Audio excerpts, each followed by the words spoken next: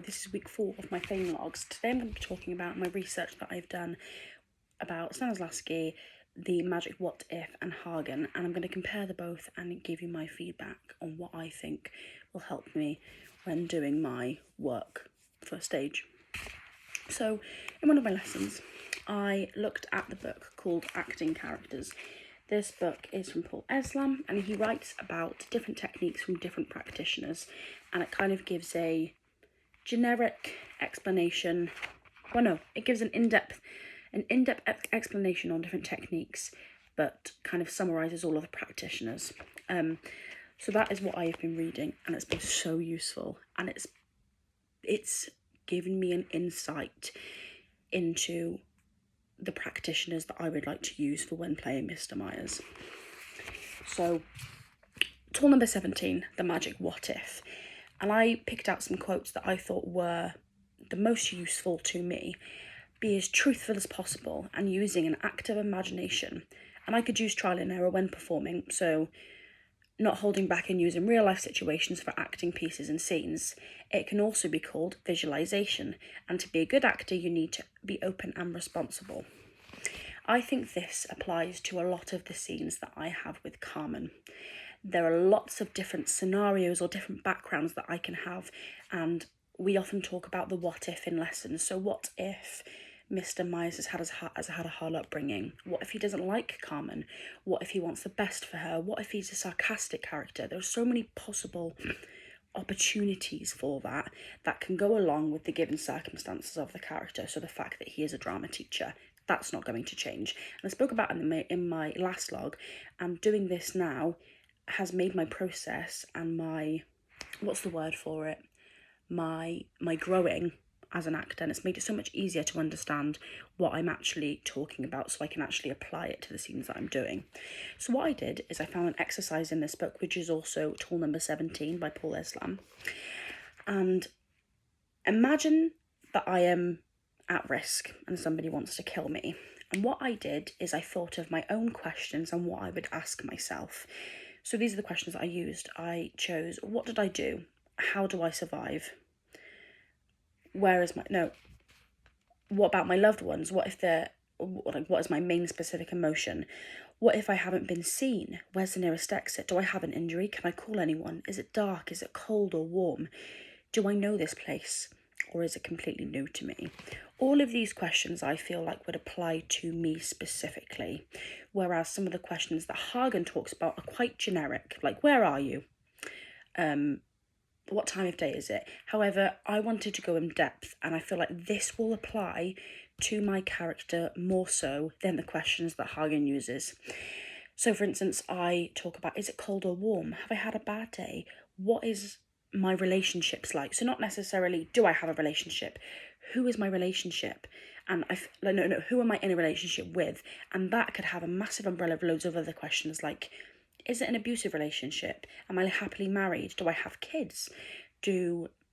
Has my partner recently passed away? There's so many different opportunities with that. So the questions that I chose, I feel like I could elaborate on more. And then I gave feedback of doing that exercise. And what I noticed is that when I was going through those questions in my head, I felt like it was happening.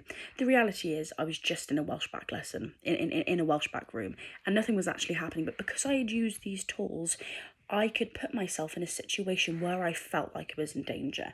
And that is the whole point of being as truthful as possible. And I wrote down that this exercise makes me feel like it's actually happening. It feels real, and I can imagine it happening, and I can imagine these things happening.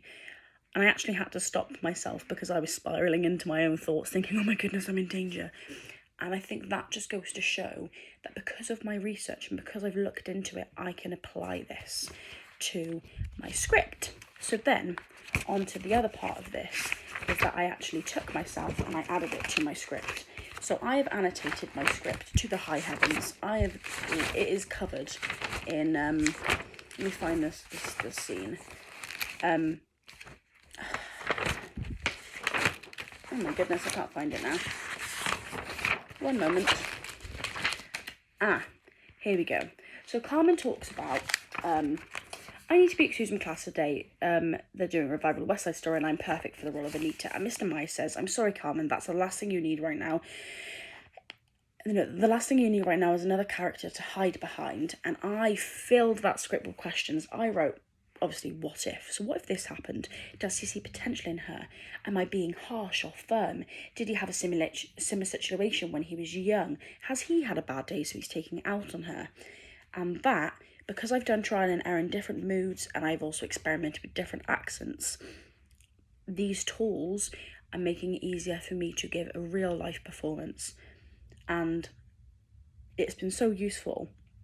And what I would like to do is get recordings of these scenes with Carmen and have my different takes on it and then get feedback from that, because you can always suggest something to a director or to your teacher or whatever, and I could be like, what do you think of this? I'm going to try this differently. Can you look at it and tell me what you think of it? So that's what I'm going to do. And I'm really happy with that. That's quite a long part of this week. And then we also did, sorry, my notes are on my laptop. We did corner work and I worked on my cartwheel into my splits and it was great. We did about 3 hours of stamina, 3 hours of leg work, and it was amazing. I felt so accomplished after it. It felt good to get back into a routine and to get back into that physical side of it with Sharon not being there. But now I feel like we are getting back into the groove of having that technique back.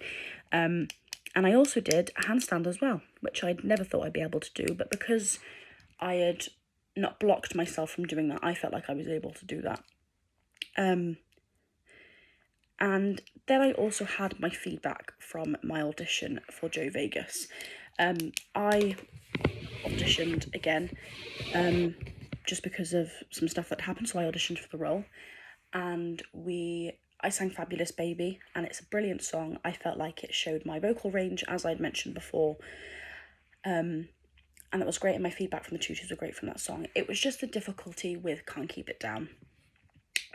Something that I've learned and something that I've been told by the tutors is that with a song like Can't Keep It Down, there are some notes in that song that are very low, and I can't reach them. That's just the reality of my situation right now, being a trans boy.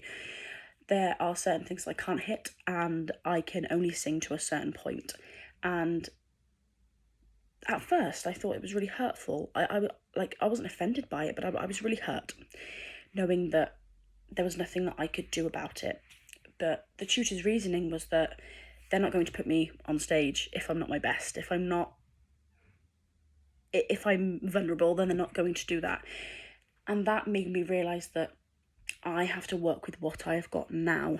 So next week I'm going to start my rep folder and look into some songs that I can use for an audition to help me further in the future. And I think that doing that will make me feel more ready. More ready? That's not a word. But make me feel kind of, I don't know, at peace with it, I suppose. But that's happening, and I'm also going to have a look at contemporary musicals. Musicals? It says monologues. Monologues for Men by Trilby James. And I got this out from the library, and I'm going to give it a good go and have a look at some contemporary musicals. And I'm pretty sure in this as well, there's a range of musicals as well. So, like before the 60s, old-fashioned ones, like all sorts. So that's something that I want to look at.